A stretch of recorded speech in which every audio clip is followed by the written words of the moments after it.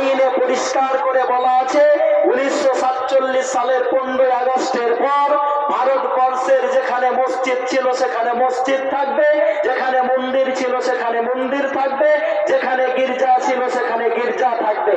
নতুন করে কোনো মসজিদকে, কোনো মন্দিরকে, কোনো গুরুদুয়ারাকে, কোনো চার্চকে ছেড়ছাড় করা হবে না, সার্ভে করা হবে না। তো আমাদের কাছে এরকম একটা 3 পাতার আইন থাকার পরে 2024 সালের অক্টোবরে উত্তরপ্রদেশের মুখ্যমন্ত্রী যোগী আদিত্যনাথ সম্ভালের জামে মসজিদে কি করে নতুন করে সার্ভে করার অর্ডার দিতে পারে, মুসলমানদের এটা তার কাছে জানার দরকার আছে না নেই? আপনারা কি বলেন, আছে না নেই? শুনবেন কথাগুলো, না ছেড়ে পালিয়ে যাব? তো আপনাকেও তো বলতে হবে, না আমাকেও তো ভয় লাগছে যে আমাকে যদি একাই পেয়ে জেলে পড়ে দেই। আপনারা যে কথা বলছেন না,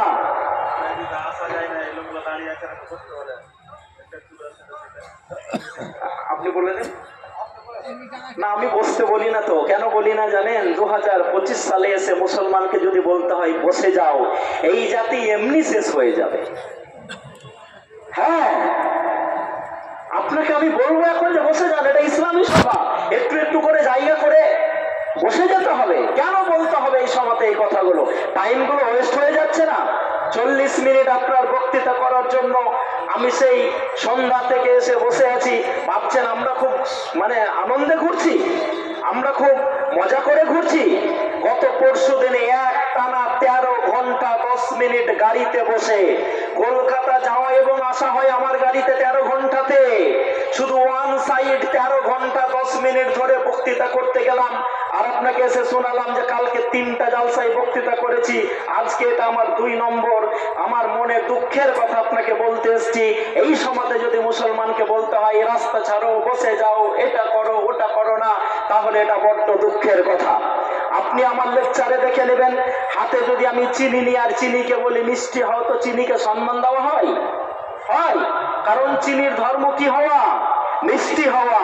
হাতে যদি আমি নিম নিই আর নিমকে বলি তুমি তিতা হও, নিমের সম্মান বাড়ানো হয় না, নিমের অসম্মান করা হয়, কারণ নিমের জাতিগত নীতি হচ্ছে তিতা হওয়া।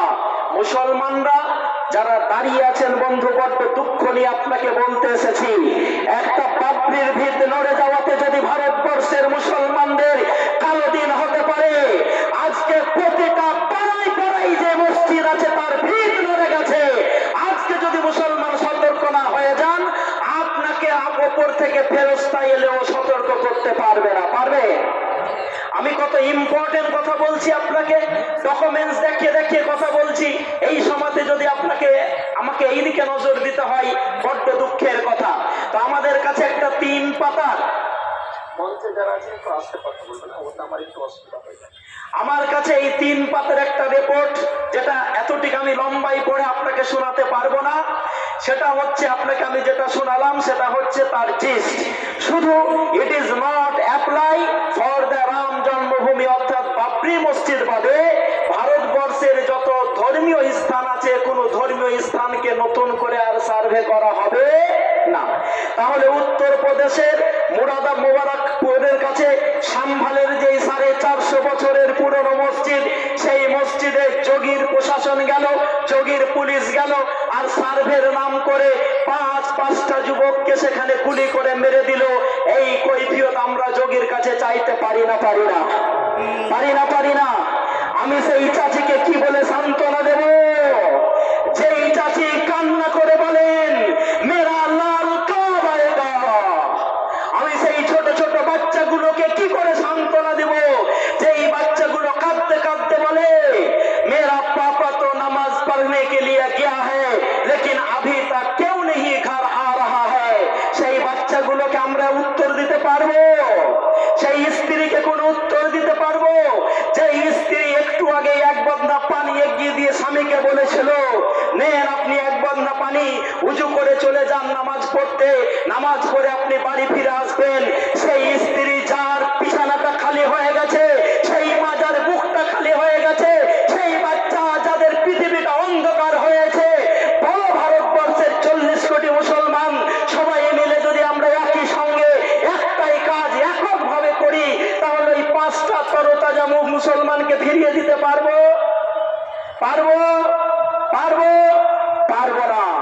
কিন্তু সেই মায়ের কাছে, সেই বোনের কাছে, সেই ছোট বাচ্চার কাছে আমরা একটা শান্তির বার্তা পৌঁছে দিতে পারি যে ভুল করে ভারতের 5টা মানুষকে মারা হয়েছে, নেক্সট টাইম যাতে এই ঘটনা না ঘটে তাই ভারত সরকার দায়বদ্ধ থাকবে। এই কথা মোদিজি বলতে পারেন না? পারেন না?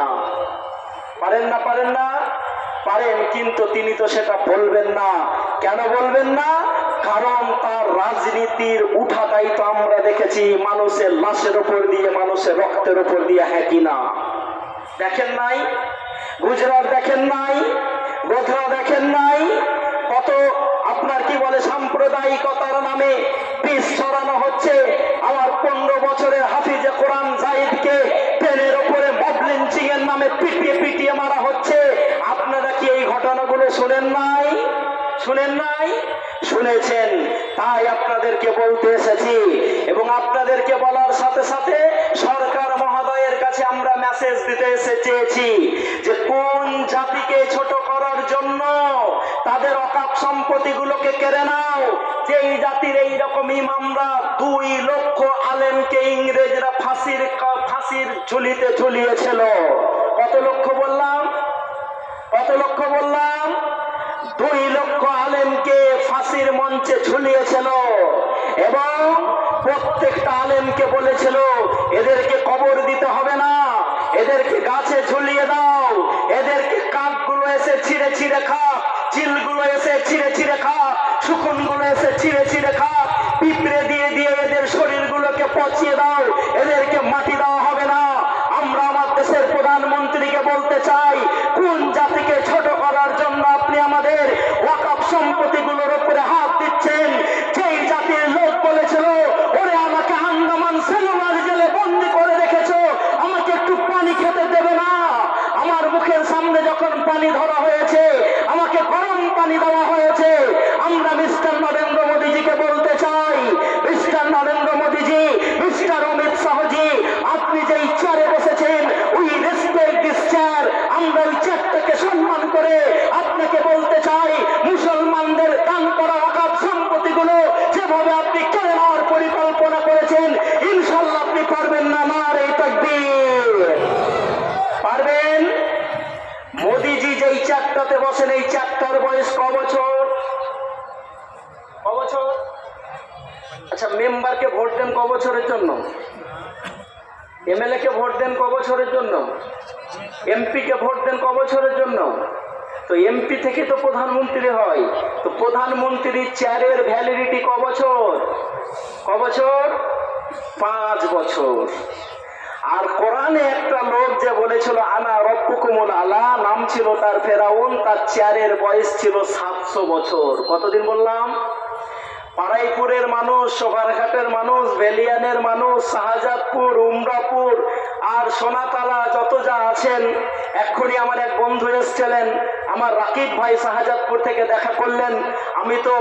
আমি তো ইয়াদুল্লাহর সাথে যখন কথা বলি, আমাকে সন্ধ্যার সময় যখন মিটিং এ থাকি বারবার ফোন আসছে, আমি কেটে দেওয়ার পরেও ফোনটা যখন তুললাম, বলল ভাই যাকে নিয়ে কলকাতাতে এসছিলাম সেই লোকটা আমার মারা গেল, তিনি লাশটাকে নিয়ে বাড়ির দিকে ফিরে আসছেন। এই কথাটা শোনার পর আমি মর্মাহত হয়েছিলাম, মনটা খুব খারাপ হয়েছিল। আমি বলেছিলাম যান আপনি কলকাতা, ইয়াদুল্লাহ অসুবিধা নেই, জালসা ইনশাল্লাহ ভালোভাবে উঠে যাবে, আল্লাহর কাজ আল্লাহ তুলে নেবেন। তো যেই কথাটি বলছিলাম, যেই মানুষগুলো আমাদের বক্তৃতা শুনছেন, একটু চোখ কান খুলে রাখার চেষ্টা করবেন, শোনার, তাহলে মনে থাকবে ইনশাল্লাহ। তাহলে ফেরাউন যেই চারটাই বসত, ওই চারটার বয়স ক বছর? আর মোদী সরকার যেই চারটাই বসেছে, এই চারটার বয়স ক বছর? আচ্ছা আপনারা বিচার করে বলুন তো, 700 বছর বেশি না 5 বছর বেশি? এটা সবাই পারবে। 7 বছর বেশি না 700 বছর বেশি না 5 বছর? 700 বছর বেশি। তো 700 বছরের ফেরাউন যদি মূসাকে শেষ না করতে পারে, আজকে যারা ফেরাউনের রোল পালন করছে তারা বর্তমান সময়ের মূসাকে শেষ করতে পারবেন? পারবেন? পারবেন না। উদাহরণ আপনাকে দিয়ে যাব। আমাদের এখানে একজন বিরোধী নেতা, দলনেতা, নাম তার কি? এটা বলছেন তো, কিন্তু আসতে বলছেন ভয়ে ভয়ে, নাকি? কি নাম? শুভেন্দু অধিকারী। আমি মালদাতে একটা জালসাতে গেলাম, তো আমাকে সেখানকার পুলিশ এসে বলছেন, হাবিবুল্লাহ সাহেব আপনি বাংলাদেশ নিয়ে কোনো কথা বলবেন না।